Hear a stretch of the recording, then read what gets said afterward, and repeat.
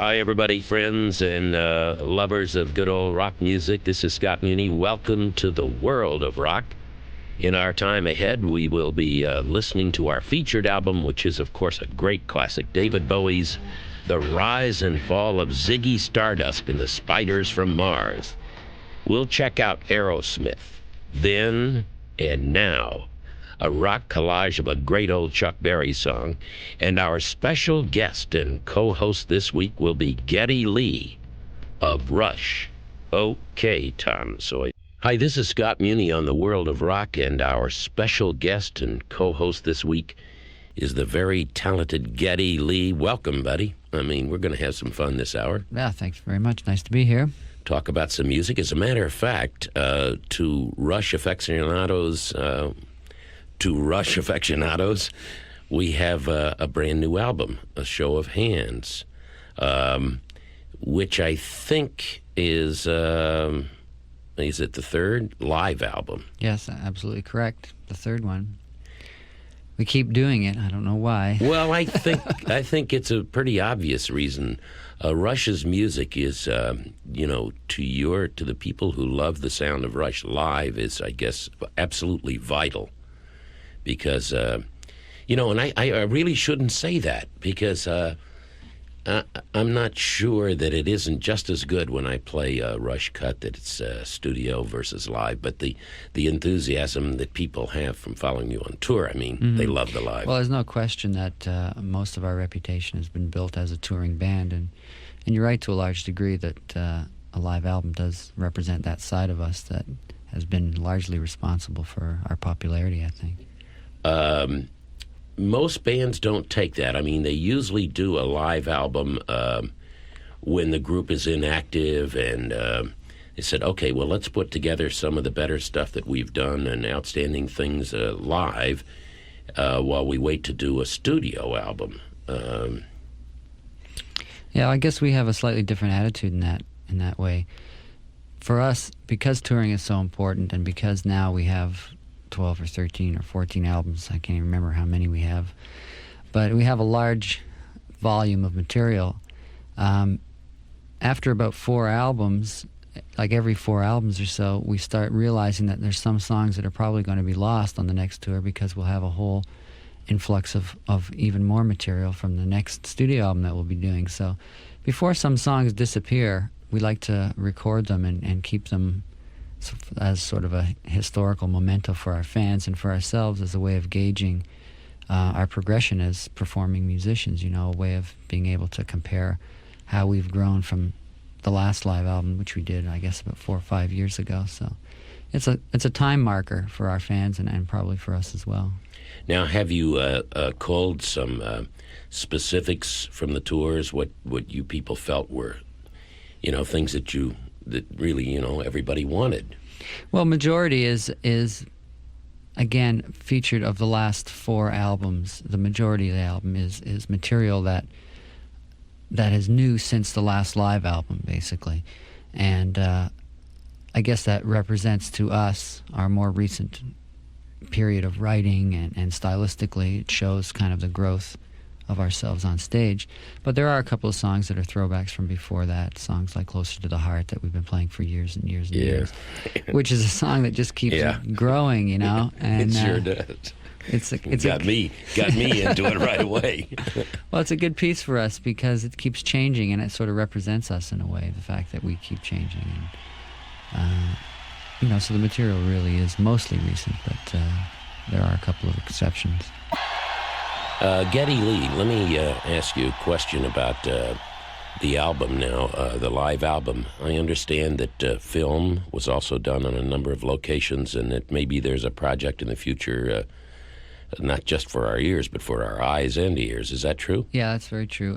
Actually, the album was culled from 2 tours and many, many different venues. But the film that we're doing was done one night in Birmingham, UK, at the very end of our last Hold Your Fire tour, the European portion of the tour. And it's basically an evening's performance, condensed, Really? 90 minutes, 95 minutes, something like that. So a little shorter than our normal 2-hour set.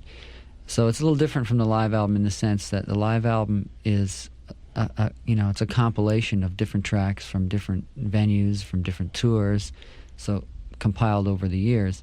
Whereas this live album is one night, and it's a condensed version of what we were doing on the Hold Your Fire tour.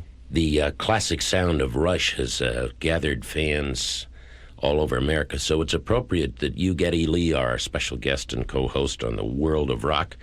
Rush is certainly part of that. Canada, for an origin, kind of interesting, because as groups, there have been a number of groups, but no one quite with the strength of Rush, the overall strength and power around the world. It's just, it's wonderful. Well, thank you. Now, when Geddy Lee was a little boy at home, what happened one day? Who did you hear? Or I don't know. My mother keeps asking that you're question. Such a great bass, you're a guitar, but did it start as a guitar, or did you start with something else? Well, I started playing guitar, 6-string guitar. I had a beautiful guitar with palm trees painted on it. And Where'd you get that? Very nice. I can't recall it right now. I think it was a gift from somebody. But I think I was around 12 years old when I started plunking around. First song I learned was, I think, a Yardbird song, For Your Love. Oh, and right. Anyway, so I think I just started playing with pals in the neighborhood. It's a very common story, neighborhood sort of garage preteen band. And one of the members was a bass player, and he left, and then there was no bass player, so they pointed to me and said, "You play bass." And I said, "Okay, what's a bass?" Conned my mother into giving me $30 so I could buy, cheap little bass. Bought it. At the time, I was listening to bands like I mentioned, the Yardbirds and, the Beatles, Rolling Stones. But the first time I actually ever got inspired and realized that, as I was trying to suss out what this bass instrument was when I heard the Cream. And when I heard Jack Bruce's bass playing, it really fired me up, and I realized that this was a kind of bass player that I wanted to be, that kind of bold and not content to sit in the background kind of bass player with a very unusual sound, aggressive sound. Geddy Lee is our special guest, Geddy Lee of Rush, and I think roots are important. And, of course, the other thing that helps a little is to get a little encouragement at home and a couple of bucks to get the guitar to from Mom. Well, yeah, it wasn't easy, let me tell you. I think the guys who suffer most are the drummers, really. I think the parents are a little more aggressive about, well, why don't you do it downstairs or in the basement or out in the garage or something? But yeah, absolutely. But I guess it takes a lot of conning, I mean, my mother's an immigrant, and she didn't really understand what I wanted to buy. What was this thing, and would it ruin my life? Would I still be able to be a doctor if I bought this thing? You explained to her about operating, right? I know. The way it changed me was shocking to her. When you had these people to listen to as you're growing up and all that, and then someone else to encourage you, how did Rush eventually get together? How did you guys, were you still neighborhood friends, sort of? Or? Well, yeah, I knew Alex, the guitar player from school. We were in the same class together, and he played with a couple other musicians that were from a different neighborhood than my neighborhood. But I used to lend him my amp all the time, and because Alex was constantly borrowing things. So one day, he called me up one day, and I figured he wanted to borrow my amp, when in actuality his bass player hadn't showed up, and he wanted to borrow me, he wanted me to come down and fill in for this guy, because they had an actual gig at a local drop-in center, coffee house kind of thing. So I said, sure. I went down, and he showed me the material, and in those days it was, all pretty much 12-bar kind of jamming and Cream songs and Who songs and things that everybody knew, John Mayall and the Blues Breakers stuff, that was the stuff we were playing back then. So everybody sort of knew the same repertoire. It wasn't a big deal to wing it. And we played together, and after the show, as we were splitting up our $7 each, he asked me if I'd be interested in playing some more with him, and I think that was really the beginning. And we've been together ever since then, 20 years now. I think the Show of Hands album, which is the new entry now, and adding to the collection of many LPs of Rush, is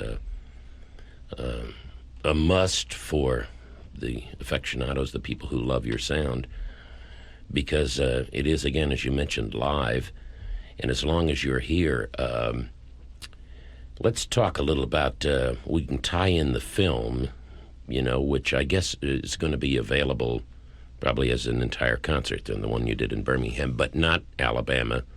Right. England, right? UK. Okay. Because we're dealing with America here on the World of Rock, our show.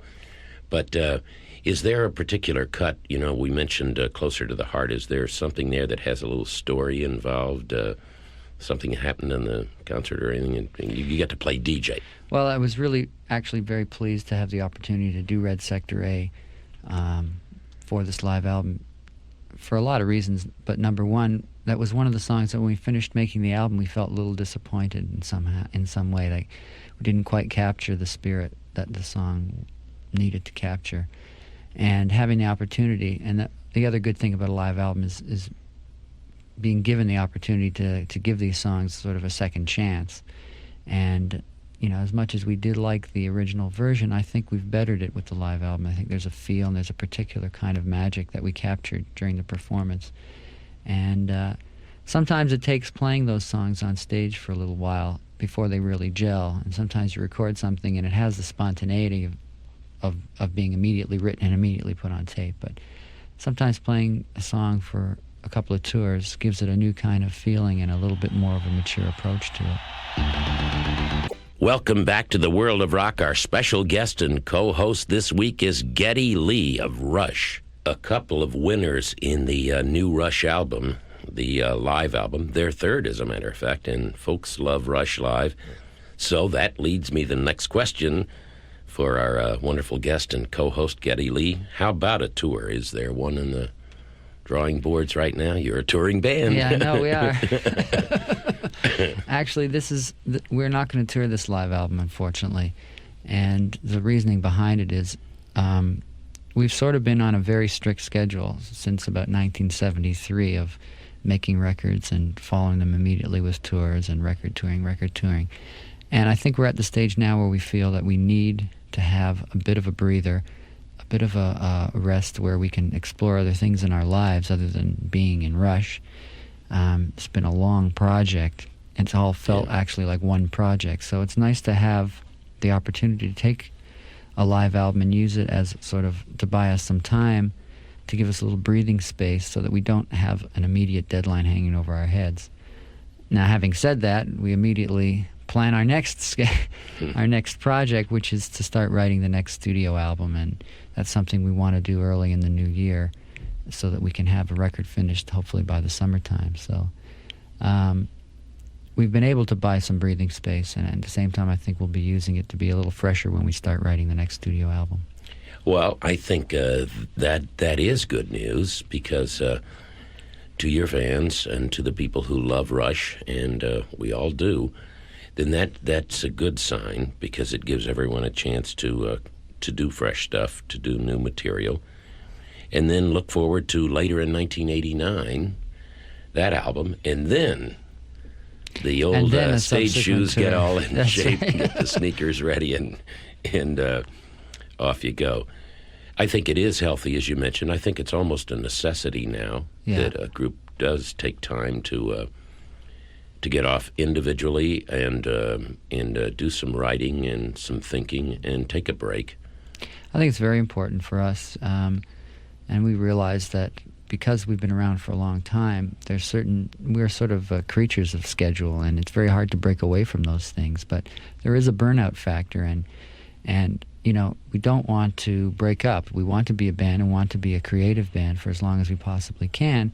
So you have to sort of look out for the warning signs, when you're getting tired and when maybe that your input isn't as fresh as it should be. So you have to recognize that and act on it, and slowly change the way that you tour. Just like we couldn't tour now the way we did when we were 19 years old. It just wouldn't work. We'd fall apart. The wheels would come right off the machine. But so you adjust things. You do a few less dates, and you have a little more consideration for your mental health. I think you have to do the same thing in paying attention to the other sides of your life, your family life, and your other interests, and cultivating yourself as a human being so that there's personal growth. The more personal growth there is outside the band, the more vital a person you're going to be, and the more you're going to have to put into your music. So it all pays dividends in the end. You just have to sort of take care of yourself.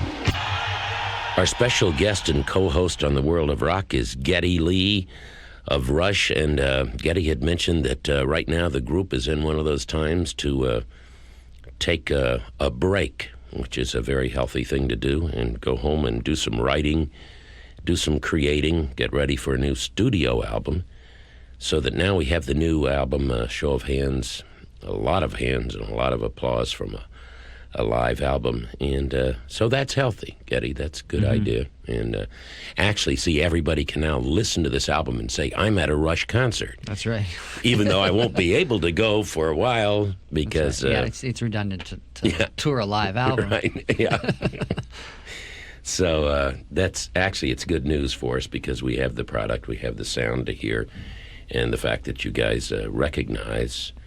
As, well, not necessarily, I didn't mean that with just an early warning, but there are signs that say, hey, you know, you can run yourself in the ground, and it's better to be healthy and wise to putting things together and getting your mind cleared out so you can go in new direction.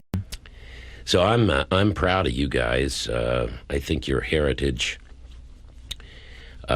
you know, to get a group together and have the symbols and people that you liked and people who influenced you to move you into what Rush really is, and that is something that's your own.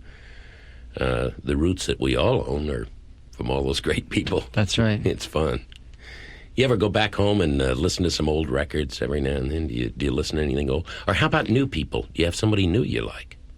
Well, my tastes, the older I get, I find that my tastes get more and more diverse. Boy, that's true. And I spend a lot of time looking for new music, but I find it increasingly more difficult to find for myself, and I don't know if that's just a function of myself being jaded from analyzing and listening to so many records over the years, or if it's just that you know, there perhaps is a void in music right now for the kind of thing that I like to listen to. So I spend a lot of time listening to classical music, or, you know, old jazz, or you know, people like Tom Waits, or people like Talk from England, also a group that I'm interested in. And when I need a shot of metal, I listen to Metallica. And, you know, so there are things out there, but I find that my tastes are getting more and more varied the older I get.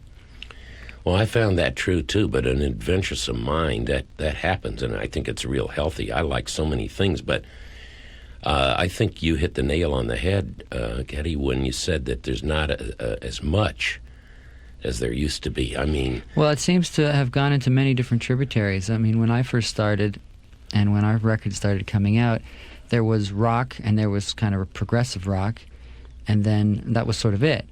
And now there's, you know, speed metal, thrash metal, there's, you know, synthy rock, there's dance music, there's house music, there's so many different things that all relate to rock that I think it's gotten very different. It's gotten much like jazz got, I guess, at one point, where there was jazz and now there's many, many different kinds of jazz. So. Yeah, that's a tough word. Yeah.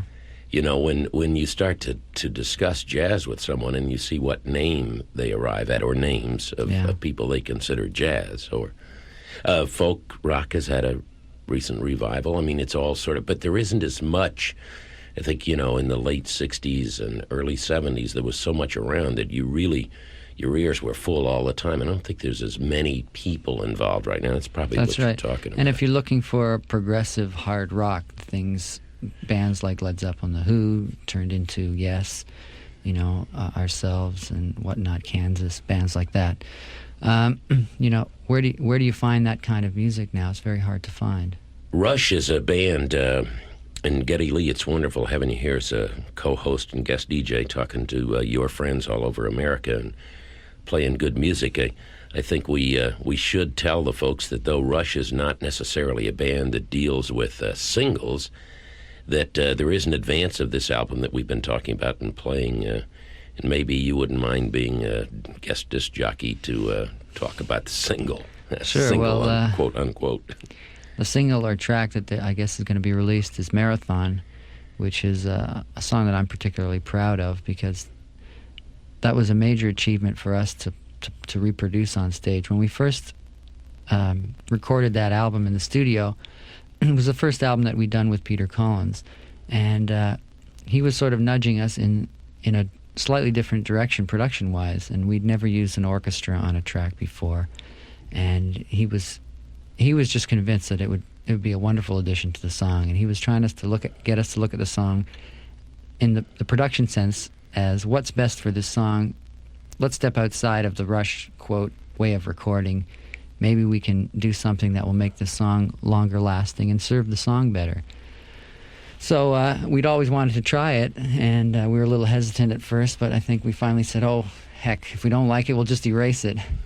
So we put an orchestra on it, and after that, we ended up going even farther, and we ended up putting a choir on it, and, it was the kitchen sink, that whole that whole thing. So when it came to reproducing live, we suddenly went, God, what are we going to do?